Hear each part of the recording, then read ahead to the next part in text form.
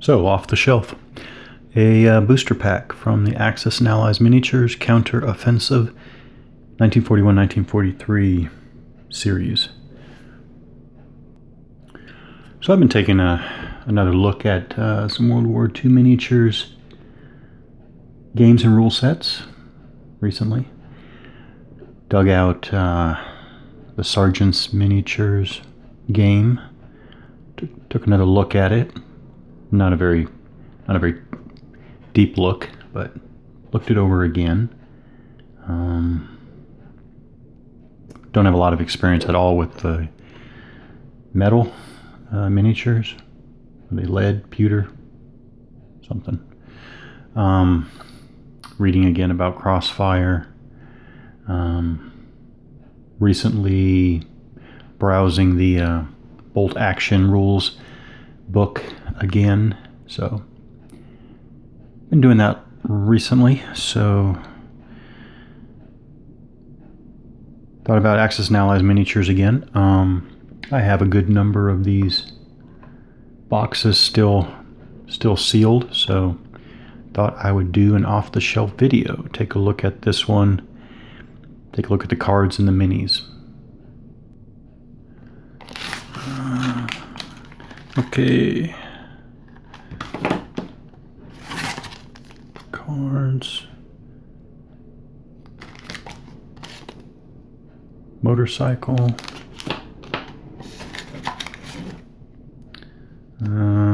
Single figure with sidearm. And some type of infantryman. And another infantryman, looks like British North Africa. So my general idea about Axis and Allies Miniatures is, first of all, there's way more going on with the game than you would expect. It is quite a bit of fun. Again, more fun than I would expect. I guess the one caveat is that I did get into it early on, so it has a I don't know, personal meaning, a bit more than perhaps it should. All right, so I can see a German Nashorn vehicle tank destroyer, Recon BMW R75 motorcycle, veteran Fallschirmjäger,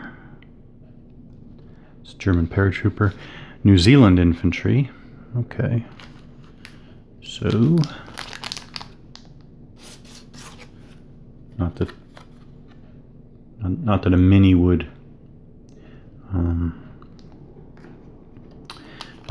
would clearly distinguish such a thing.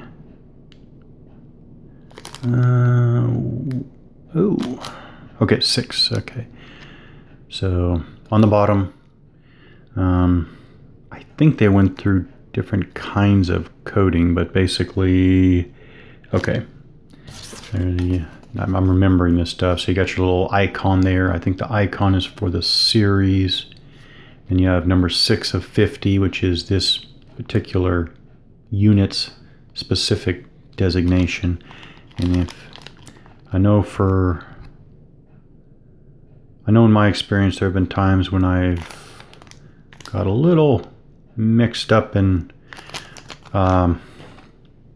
linking unit cards to minis, but it's nice that they provide a foolproof approach there. Specific coding on the bottoms on the bases, I guess. And okay, Imperial engineer, Japanese soldier, also considered a commander. So that must be this one. Okay, so again, it's series number 40 of 50, and yep, there it is, 40. By the way, in all of my many purchases, I don't remember ever having a discrepancy between cards and minis in the boxes. I would have thought that that would happen from time to time, but it hasn't happened for me. Now that I've said that, it'll probably happen in the next box I open. So we got our German Nashorn here. Nashorn. Mini. This is not what I call especially hard plastic. And things like bent barrels just don't bother me at all. But that is pretty soft plastic. Well, I think of it as soft plastic. I don't know if it's technically considered soft plastic. There's the Nashorn. So, oh, look at that. No flavor text. All right, so speed of 4, defense 3/2. Boy, it's been a long time since I've played. I think that's front and side armor. Wow. I'm gonna have to break this out and play it again soon. Got attacks against personnel units out to 4 hexes and against vehicles out to 8 hexes, long range. Now, most importantly, most interestingly, superior optics. While this unit is in a hill hex, it can ignore the terrain in any one hex when determining line of sight. Okay. No turret. This unit can attack vehicles only if they are in front of this unit. Extended range 20. Okay. The unit's long range against vehicles is 5 to 20 hexes. So actually, the standard 5 to 8 is actually 5 to 20 in this case. And tall silhouette. This unit fails cover rolls. 40 points. Tank destroyer available 1943. Wonder how accurate that is. The Axis and Allies miniatures maps are high glossy, pretty vibrant, I should say realistic, photorealistic type terrain. And I personally have always thought that the Axis and Allies miniatures themselves look fairly good against the maps. Yeah, I know I'm not going to dig them out, but well, well, look at that. I did have a map handy. So this is obviously a folded map. And this is what I mean by fairly realistic, photorealistic. Still looks computer generated, but I think it's, I mean, it looks or computer generated if you look too close. But otherwise, I think it's pretty good. And so this is what I mean by, I've always thought that the miniatures look pretty good together. It all goes together. And maybe if you have this Imperial engineer behind this hedge, like that, looks pretty good. It's not too clashing. All right, so here we have the Imperial engineer. Again, it's a soldier unit, and more specifically a commander unit. 6 points. Okay, so hand-to-hand 8. This unit has an attack value of 8 against soldiers in its hex. This attack ignores cover. Trying to remember what hand-to-hand 8 means. I don't remember what it means, unless it means hand-to-hand 8 means you roll 8 six-sided dice for its... I'm definitely going to have to break this out again. Commander abilities, initiative +2, and command demolition. Each friendly soldier adjacent to this unit may attempt to destroy an obstacle. Yeah, I remember. We have, I think the game has the full complement of obstacles you would expect, like bunkers, wire, etc. Attacking in your assault phase, roll a die. If you roll 4 or higher, destroy the obstacle. So there's the Imperial Engineer. Oh, as good as I would expect.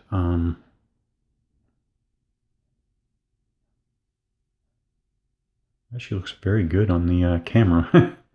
But certainly these minis have always been, I mean, not being a miniatures guy, not being a miniatures gamer, these miniatures have always hit the mark for me, except for the one problem of scale differences. But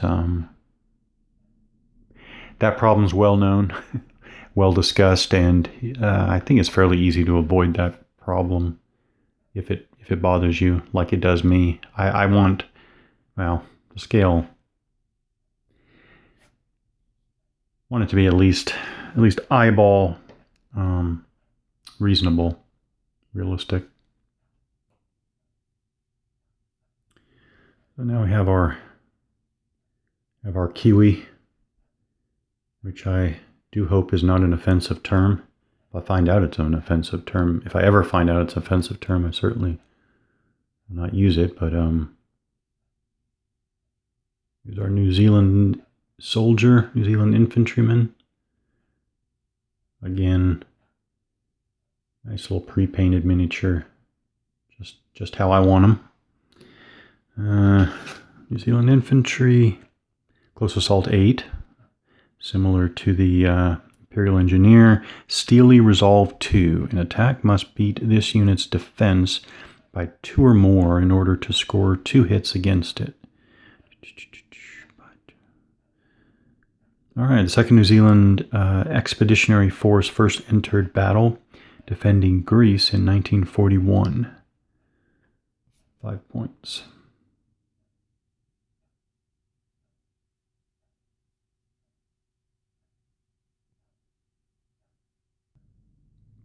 Now the Recon BMW.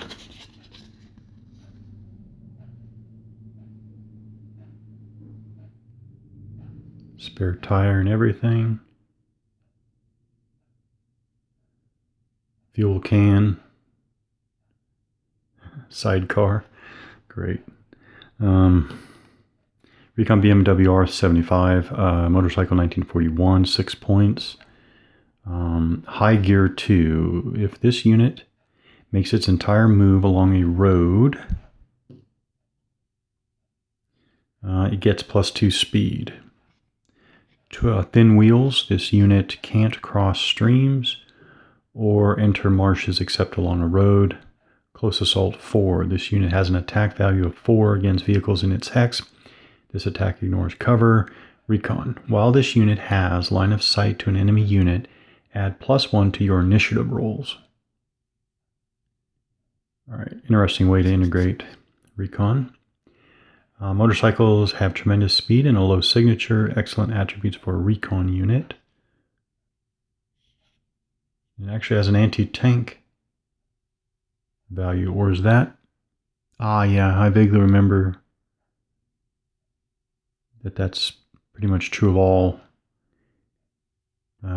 infantry units to represent vulnerabilities that vehicles have, if I remember correctly. Vulnerabilities vehicles have to infantry up close. Now we have our German Fallschirmjäger, veteran Fallschirmjäger. While not a miniatures guy at all, I do fairly naturally, when I have a unit that's supposed to be a veteran Fallschirmjäger, at least I'm looking for what distinguishes it as a Fallschirmjäger. And obviously you can see quite clearly the shorts over pants uniform distinctive uniform of the German paratroopers. Other than that, I don't see anything drastically more obvious. Still looks like he's carrying a rifle. Okay. Veteran Fallschirmjäger, 1940, 10 points. Paratrooper. This unit doesn't get placed on the map during deployment. At the end of any of your movement phases, you may deploy this unit on the map in any hex that isn't adjacent to an enemy unit. It can't move that phase. Close Assault 8. This unit has attack value 8 against vehicles in its hex. Okay. Yeah, I'm looking over again just to remember in my mind all these Close Assault traits are against vehicles. And ignores cover. Hardened Veteran.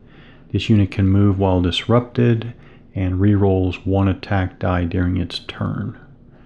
That would be interesting to play again soon and remind myself how much these really affect play.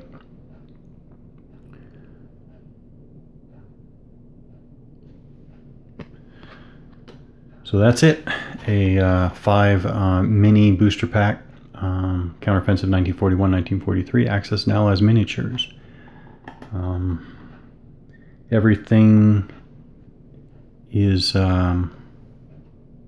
component-wise as to be expected. These were always expensive off the shelf. Yeah. Never thought of the game as a budget game, but components are all up to expectation from past purchases. These cards are, by the way, I'm not doing a component review. All right, there we are.